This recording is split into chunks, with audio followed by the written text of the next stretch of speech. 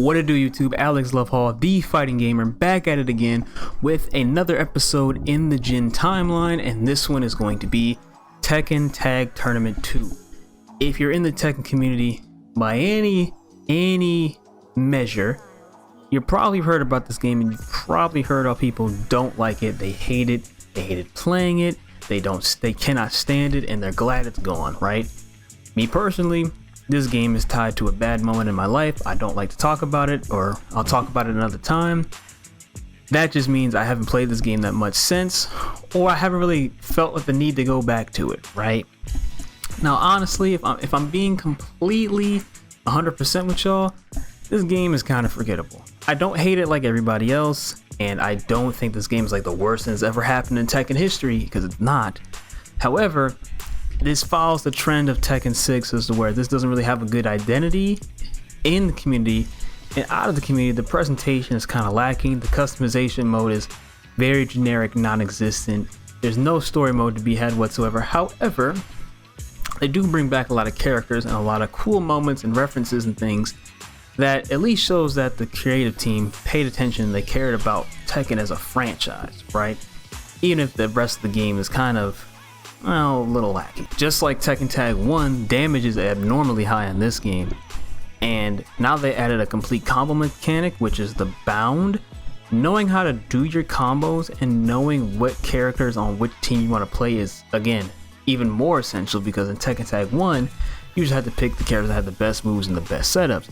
Now you got to pick a character who can actually do real good damage and then do something after that damage. And if you don't, for example, if I pick Jin and I just pick, I don't know, Nina, I'm probably going to be at a disadvantage, or pick any character I don't know with Jin and I don't know Jin that well.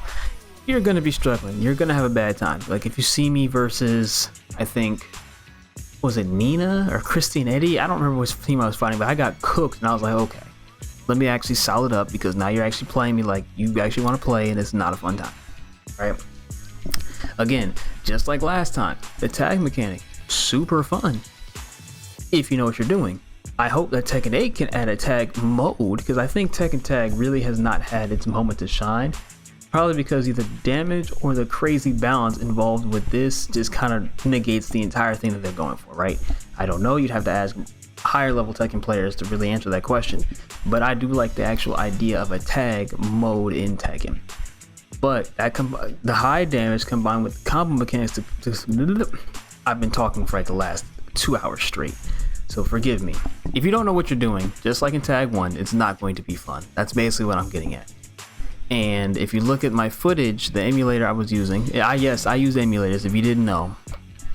I'm sure a lot of your favorite YouTubers also use emulators, okay? I don't just use emulators, but I do. You look at my footage, everything was all black. I don't know what that's about. Jin's leg was also disappearing. Again, I don't know what that's about. If you can explain it to me, please do. I like hearing stuff like that, but I just wanted to point it out that that's what's going on. And because of that, my movement was severely limited.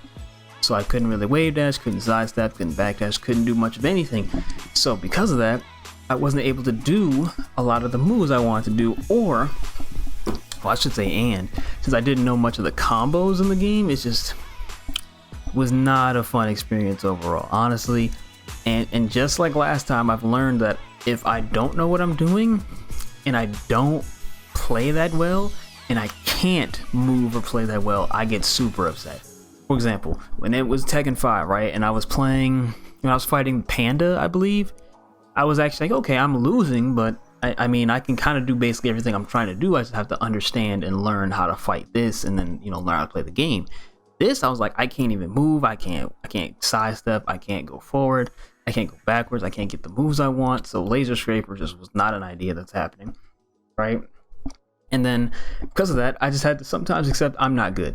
I'm not going to get good in this period of time that I'm trying to record for you guys the way I'm actually looking like I know how to play and I know what I'm doing. It's just not going to happen. So I have to play with what I can do and what I'm able to do.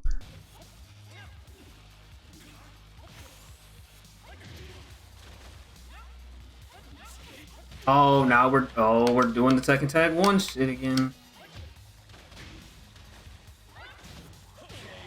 That's fine. I'll take that because this shit not working like I need it.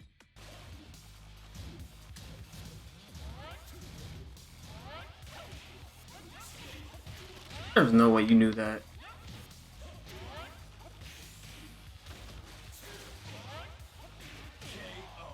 Yep, we're back on Tekken Tag 1 status.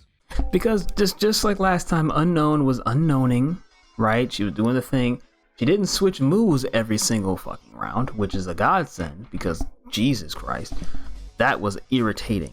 But just overall, she had moves that I couldn't understand how to fight. She was able to just do frame perfect mid and high counters. Oh, okay. Wow, insanity. Insanity. I don't know. Like every time I try to do a mid on wake up, I'm getting countered. I try to go for 1-2, I'm getting countered. Especially if she just woke up, I'm getting countered, right? And then she was able to do super damage, and then magically one game she just started hitting me with a combo, and then was actually able to take off like mad damage fast, right? So combined with everything I told you about before, it wasn't really hitting like that. And honestly, like, I think a lot of the issues I've had with these older Tekken games is that I just don't know them, and I'm trying to play them for y'all for this video. So for example, if I was to sit down for like maybe a week or 2 weeks and like learn the ins and outs of Tekken Tag 2, I'm sure I would come back and have a much different experience, or Tekken 4 or Tekken 3 or whatever game, right? Since I'm just playing them for you right now, I'm very low level trying to play at a higher level, so it's just very frustrating at times. And honestly, that's really all I got about this game. Like I said, it's tied to a bad point in my life. I don't like talking about it. I don't like playing the game.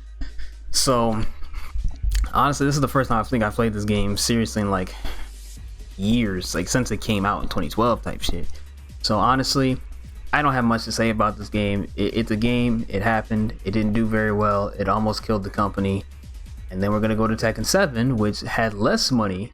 They made Tekken 7 with less money, and they ended up making more money than probably any Tekken game they've ever made before it, which is why we're getting a Tekken 8. However, we're gonna get to that one in Tekken 7 because honestly, I am super surprised at how Tekken 7 turned out for me. But I don't want to spoil that just yet. So this is Alex Lovehall, the Fighting Gamer. I hope to catch you on the next video, and if you spend 1% today, you'll get to 100% tomorrow.